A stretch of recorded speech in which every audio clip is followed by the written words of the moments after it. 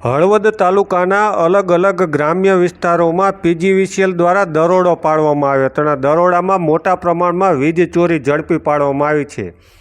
ખાસ કરીને વાત કરવામાં આવે તો હળવદ તાલુકાના ઘનશ્યામપુર, કોઈબા, અજીતગઢ, ખોડ, મયાપુર, ચૂપણી, ખેતરડી, માણેકવાડા, રાતાભેર, ડુંગરપુર, શિવપુર વગેરે ગામડાઓમાં તારીખ 6 અને 7 જાન્યુઆરીના રોજ ચેકિંગ કરવામાં આવ્યું હતું. આ ચેકિંગમાં લગભગ 34 જેટલી અલગ અલગ ટીમો કામે લાગી હતી અને મોટા પ્રમાણમાં વીજ ચોરી ઝડપી પાડી છે. ખાસ કરીને વાત કરવામાં આવે તો 63 જેટલા રહેણાંક મકાનમાં 40,06,000ની વીજ ચોરી તેમજ એક વાણિજ્ય વિભાગ એટલે કે પાણીનો ફિલ્ટર પ્લાન્ટ હતો તેમાં 4.5 લાખની વીજ ચોરી ઝડપી પાડી છે.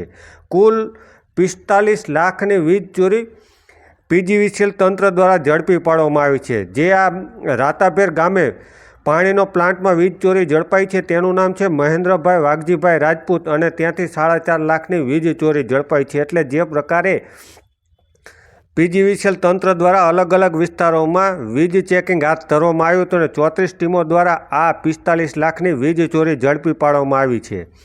3 દિવસની અંદર વીજ ચેકિંગ હાથ દરમિયાન લગભગ 200થી વધુ મકાનોને તપાસ કરતાં 64માં ગેરરીતિ ઝડપાઈ છે અને 45 લાખની દંડ ફટકારવામાં આવ્યો છે. એટલે કે શિયાળાની શરૂઆત થાય છે અને અલગ અલગ વિસ્તારોમાં પીજીવીસીએલ તંત્ર દ્વારા પોલીસ પ્રોટેક્શન સાથે વીજ ચેકિંગ હાથ ધરે છે અને જેમાં ગત વર્ષે પણ મોટા પ્રમાણમાં વીજ ચોરી ઝડપી પાડી હતી અને આ વર્ષે પણ લગભગ 45 લાખ જેટલી વીજ ચોરી ઝડપી પાડી છે.